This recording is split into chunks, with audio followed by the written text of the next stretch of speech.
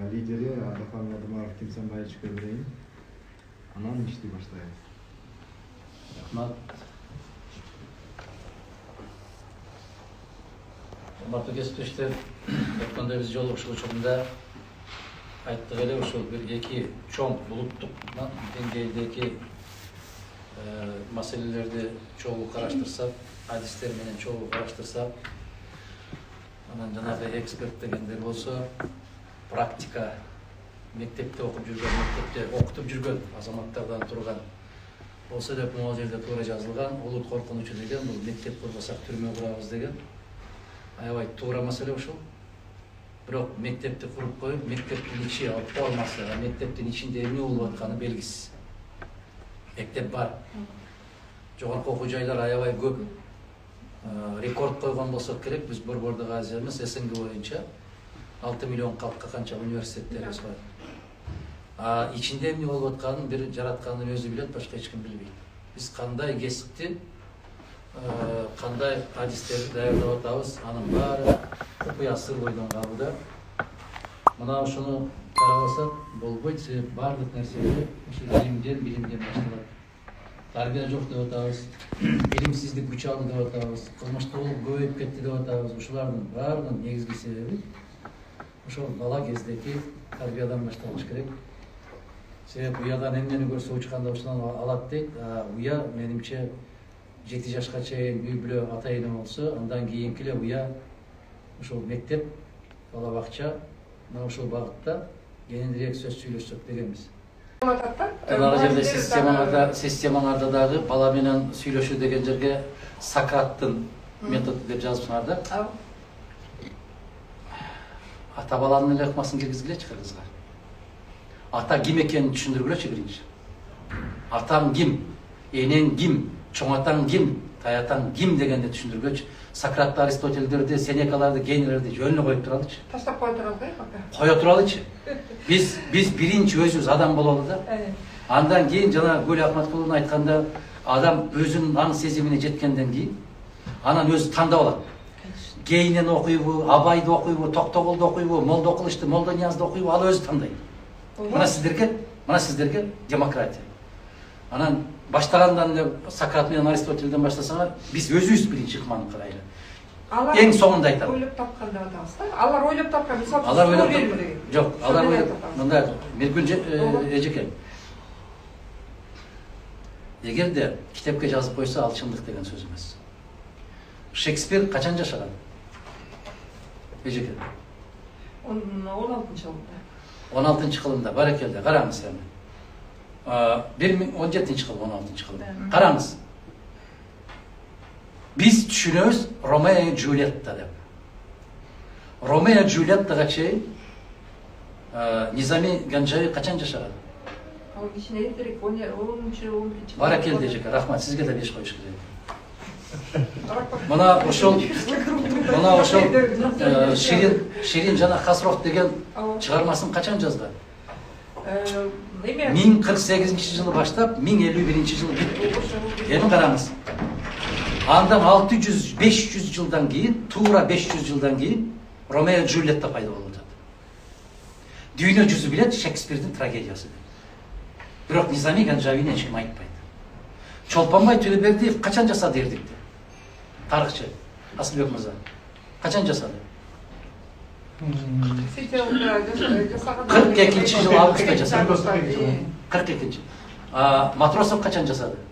43-жылы февралда жасады. 43-жылы февраль. Эмне үчүн Төлөбердиев 6 ай башта дзотко өзүнүн денесин таштаса, ал эмне үчүн китепке жазып атат? Он повторил подвиг Матросова. Ошол сыяктуу Сократтыкы, Аристотельдики, аныкы мунукы китепте ушундай жазылды деген токтотушубуз керекпиз. Биз өзүбүз жеткиликтүү болуш керек. Владимир Цветов деген болгон. 15-й камень сада Рюанзи дегенди жазды китепти. Мына ошондо Япон кантип тарбияланат, кантип ата-эне тарбия берет деген китепте кенен кылып жазып кетти. Эмне дейт? Балам 7 жашка чейин менин падышам. Гүл Ахматкулдун айткандай. 7 жаштан 14 жашка чейин менин досум, 14төн мен өлгөнгө чейин менин кулум деп айтып атат. Мына идеология караңыздар. Япон политик изоляционизмға жүргізгендігі менен Япон болып дүйнөгө биринчи орунга чыкты. Көрүнгөндү кайталаган жок. Биз кыргыздар ушул жолго түшүшүбүз керек, өз жолубузду өзүбүз табышыбыз керек, өз философиябыз менен жашашыбыз керек. Бизде Махмуд Кашкари, Жусуп Баласагындын жазган чыгармаларын Американ менен Европаңдын бирөөдө жазылат. Ибн Синанын жазып кеткен китебин Европаң менен Англия, Американ жазылат. Илим, билимдин деңгээлинин бардыгы жараткан берсе бизден чыгат деген үмүт менен өзүбүздүн форманы сактап калалы. Эрмек мырза, сизге дагы бир жолу ыраазычылык билдирем. Улуттук университетке биз мындан ары да кызматташканга даярбыз, бирок бир сунуш ким даярдап аткан болсо тереңирээк кармак болот. Мен бош коюп, Айпер мага айтып аткан, биз башында сүйлөшкөндө ушундай ой болгон, аймактардан да мугалимдерди топтоп ошолор менен жолугушу деп, кийин сиздердин фракцияларыңыздар дагы аймакка чыксаңыздар, ушундай темада кеңири дагы жолугушу болот деген үмүттө болуп калабыз. Бүгүн болсо биз ушу иштешип жүргөн көз карандысыз ар тараптан болгон эксперттерди чакырдык. Сиздердин көз карашыңыздарды да уктук, бул башка эксперттердин көз карашын уктук, министерство билим берүүдөн да чакырабыз деген ойдо болуп эле. Биздин негизги максатыбыз ар бир тарапка ар кандай ушундай жалпы маалымат берүү. Бүгүн сиздердин жалпы демеңиздин көз карашыңыздарды көрүп, эми мындан ары сиз айткандай Тил табышабыз. Тил табышып болсун. Иштешкенге аракеттенебиз. Бирок сиздерде өтө коркунучтуусу идеологиялар өзгөрүптүр. Идеологиялар түп тамырдан бузулуптур. Бул коркунучтуу. Биздин өлкөнүн денесиндеги бир кандайдыр бир шишик пайда болуп калыптыр. Эгер мугалим, педагог силер ушундай деп айтып атсаңар, анда өлкө бүткөн экен. Сиздер көбүнчө, мына азыр мен көрдүм, Сухомлинский деген, Ушинский дегендердин баарын кичи тамга менен жазып, Европа, Америка педагогдорун чоң тамга менен жазып баштаганыңардан эле байкаса болот. Бул да психология. Бул да психология. Өтө туура эмес нерсе. Техникалык ката кечин. Мен айтып, министриң да ушундай техникалык ката дейт, мугалимиң дагы техникалык ката. Катаны адам кетирип атат да. Адам жазып атат да. Компьютер өзү жазып коюп аткан жок да. Сиздер Джон Локту кумир тутасыздар экен. Да, Ян Амос Каменскийди. Педагогика боюнча билесиздер да, ошол педагогдор. Вот ошого багыттап калсаңар. Мына жерде караңыздар. Сиздер, мен байкадым, урматтуу кесиптештер, бүгүнкү жолугушуу чоң пайда келтирди. Ушул билим берүү мыйзамын толугу менен өзүбүз колубузга албасак, коркунучтуу жагдайда барат турбуз. Өтө коркунучтуу жагдайда барат турбуз.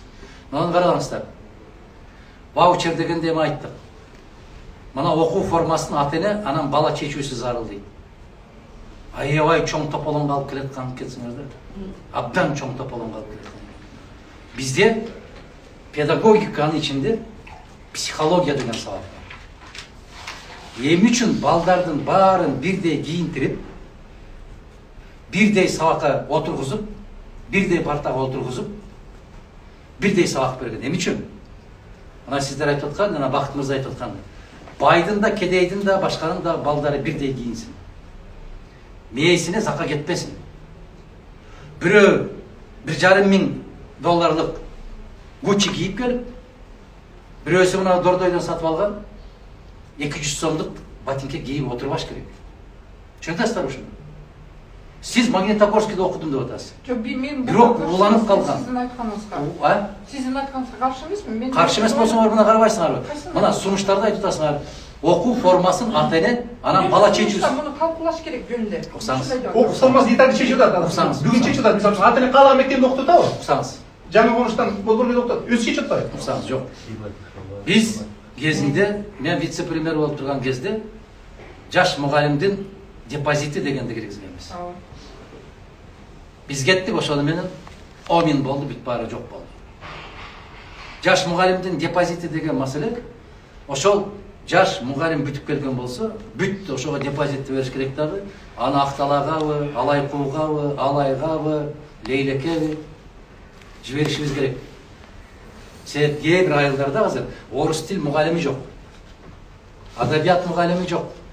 Математика, физика мугалимдери жок. Англис тилди айтпай эле коелу. Сиздерден биз ушундай сөздөрдү угабызго деп күткөн. Силер булуттун үстүндө жүрөсүңөр. Кыргызстан балчыкта калыптыр, мына азыр Асылбек мырза көрсөттү. Төмөндөн да төмөн экенбиз го билимдери боюнча. Пизада эмне үчүн төмөн дегенди сиздер уксаңыздар, мисалы үчүн эмне үчүн төмөн болуп атабыз? Анткени себеби убагында бул мугалимдерди даярдоо, мугалимдердин квалификациясын жогорулатуу деген Сиздер, эжеке, сиздер тилекке каршы союз тарагандан кийин бир 10 жылдын ичинде талкаланып бүттүңөр. А бирок 10 жылдын ичинде сиздерди башкарып аткан илимдин доктору академик Акаев болду да. Маселе ушунда турат да.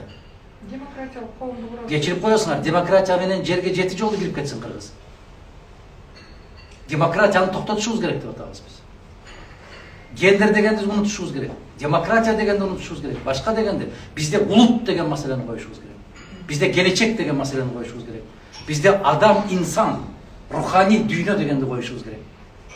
Мына ошондо гана мен сиздерге түшүнүктүү болуш үчүн айтайын. Эгерде кыргызды мисал келтирсе, кемчонтойлук боюнча ишенбейбиз го, кыргыз айта берет дегендей калат. Мына Асылбек мырза эгер ушундай лекцияны бул жигит эмес, башка бир бөтөн жактан келген жигит окуса, о, кандай башы керемет иштейт деп суктанып отурмак сага. Бакыт мырзанын келтирген салыштырмаларын келтирген болсо, Азамат жакшы иштептир демекпиз. Биз дебейбиз, себеп бул кыргыздын жигиттери. Дегенге кудуретибиз жетпейт. Себеп улуттук менталитетибиз ушундай. Биз бөтөн жакты ушуну кайталаганды аябай жакшы көрөбүз. Ошентип жанагы кагазга тегенемде өрдөктүн буту сынып туруп алып, биз токтоткула моундай жеке мектеп, жеке сектор, коомчулукка ар кандай формадагы мектептерди ачуу, лицензияны токтотуп.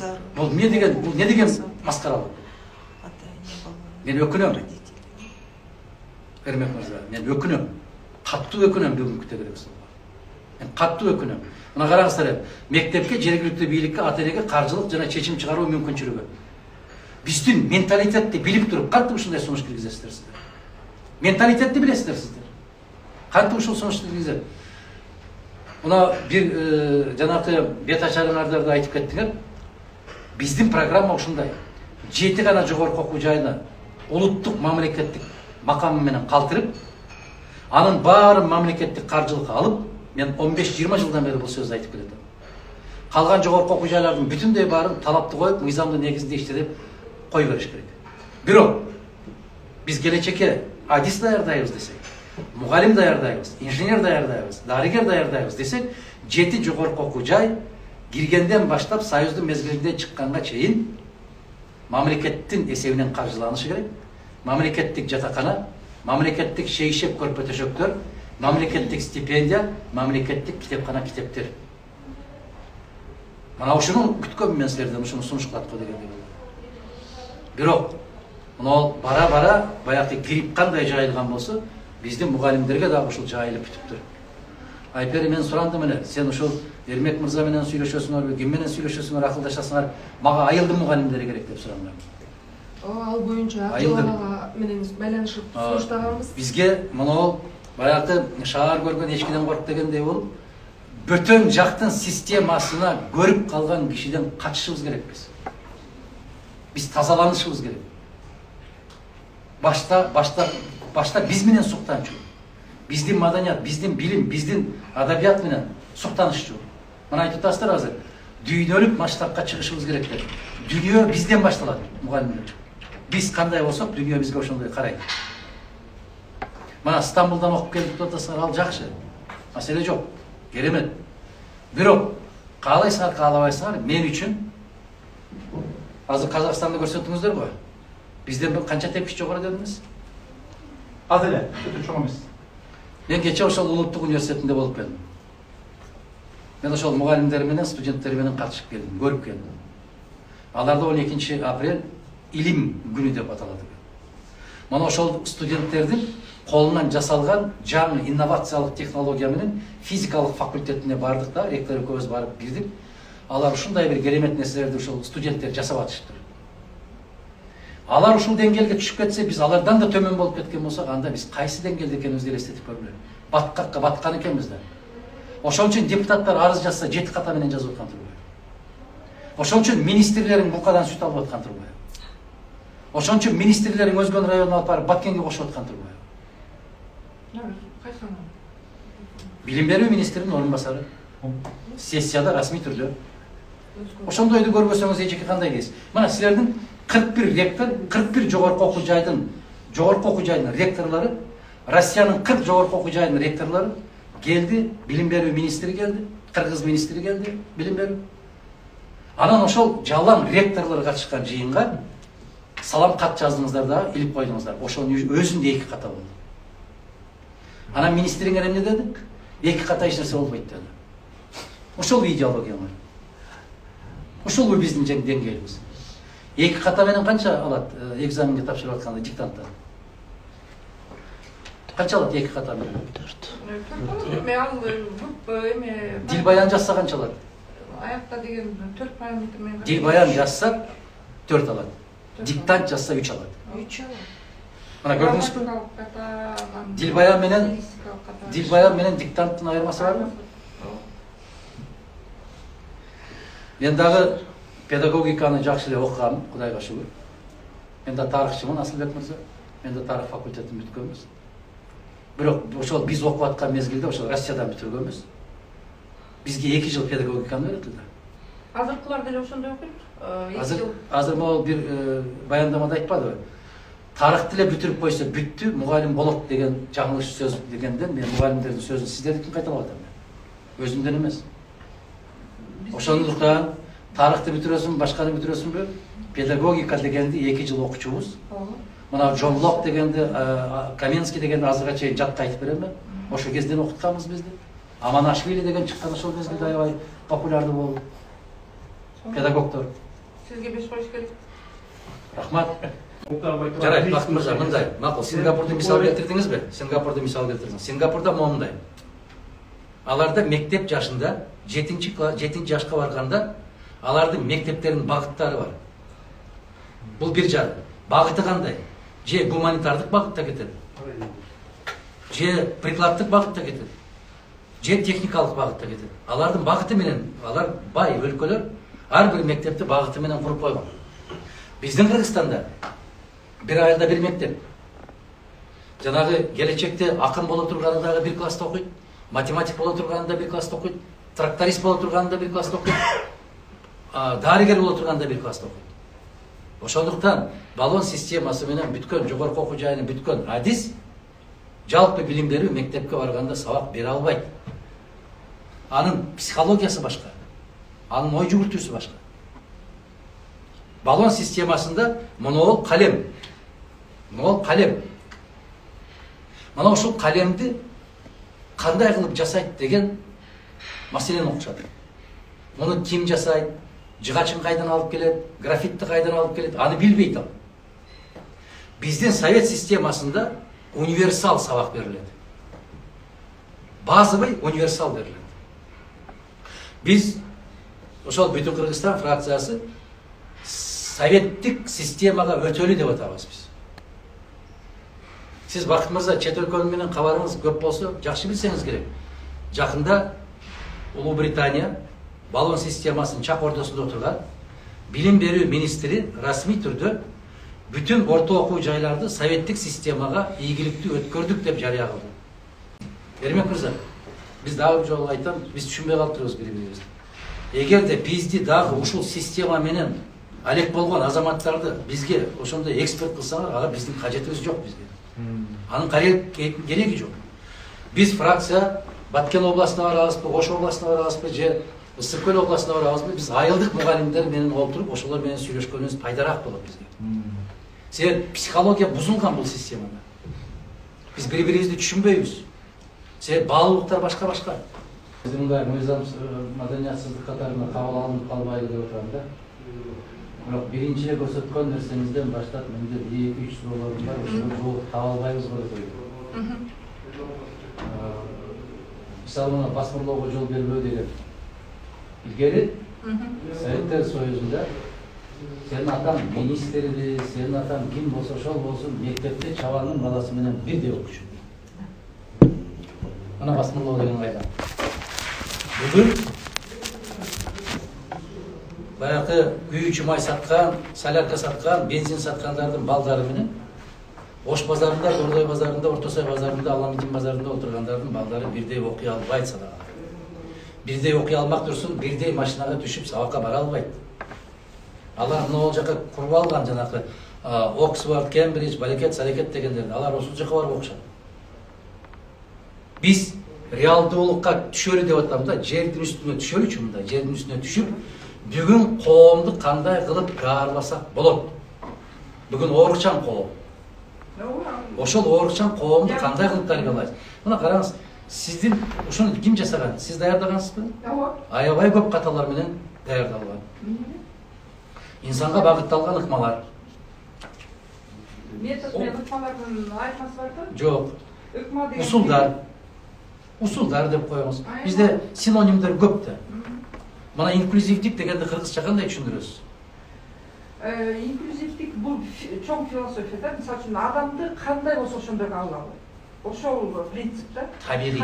Иә. Табигый. Табигый принциптер. Бар экен да. Табиатка сайкеш келген. Бар да. А принцип деген эмне деген? Гендердик деген эмне деген? Мисалы үчүн, мисалы, бул презентация көңүл бурсаңыздар, эгерде Бакыт Кайрекетте аябай көп цифралар менен сунуштап берем, мынакей бул деген. Бул мырзалардын маалыматты кабыл алуу өзгөчөлүгү башка, айымдардын маалыматты кабыл алуу өзгөчөлүгү башка. Анан ошого келгенде бизде аябай көп мындай эмелер бар да, мындай стереотиптер бар. Мисалы үчүн кыздар ошол тил адабият жагына жөндөмдүү, балдар так илимдерге жөндөмдүү деген стереотиптер дагы орун алат. Ошондой бир гендердик бир маселелер болбош үчүн биз ошого да көңүл бурушубуз керек деп атабыз да. Мисалы үчүн билим берүүдөгүчү агай азыр гендердик экспертиза деген сунушталып атат да, билим берүү министрлиги. Ушул талкалап атат да өлкөнү. Бирок мындай карап көрсөңүздөр, Ушул жалган сезимдер да, эжеке, Миргүл эжеке, жалган сезимдер талкалап бүттү да өлкөнү. Эч качан аял киши эркек киши менен жаратылышынан атаандашып бири-бири менен тең укуктуулук болгон эмес, болушу мүмкүн эмес. Мына ушул жалган багыттарга берип коюп бизде ушуну менен улутту талкалады. Улуттук аң сезимди талкалады. Аял киши дайым назиктиги менен, улуулугу менен, аял киши аялдыгы менен бийик болуп келген эркектерден дайым. Чогуу бирге болобуз деп шымды кийдиңер, чогуу бирге болобуз деп чачты кырптыңар, чогуу бирге болобуз деп көчөгө чыктыңар, чогуу бирге болобуз деп боксташып атасыңар, күрөшүп атасыңар. Бүтүндөй баарын чогуу. Ошону менен бүт баары жок болду. Айсулуу Тыныгбекова менен сыйлыктарды атасыз. Мен түшүнөм, аны түшүнөм садакаларын. Мына ар бир улут, ар бир киши өзүн өзү сактап калганда гана келечекти болот да. Өзүн сактап калганда, өзүнүн өзгөчөлүгү менен, өзүнүн улуттук өзгөчөлүгү менен кыргыз болуп келген. Маселе жок, кыз сайкал эле сайышкан, эр сайышка чыккан, маселе жок. Эч качан мындай чаташтырбагыла, эптеп эле бир нерсени мисал келтире коюп, башка жакка буруп кетебиз деген. Жок, мен ал тарабын айтып аткан жокмун. Балбан кыздарыбыз чыксын, ал сыймык. Мен башка жагын айтып атам. Караңыз, бардык жактан тең болобуз деп олтуруп, биз кыз улуу касиетин жоготуп алдык. Жок, бул жерде жөндөмдүүлүктөр жөнүндө сөз болуп атат. Жөндөмдүүлүк да, мына гендердик дегениңиз? Жөндөмдүүлүктөр, мисалы кыздар кандай кабыл изилдөөлөрдүн жыйынтыгына айтып атасызбы бизчи? Анда таянсаңыз сиз эжеке жооп бериңиз.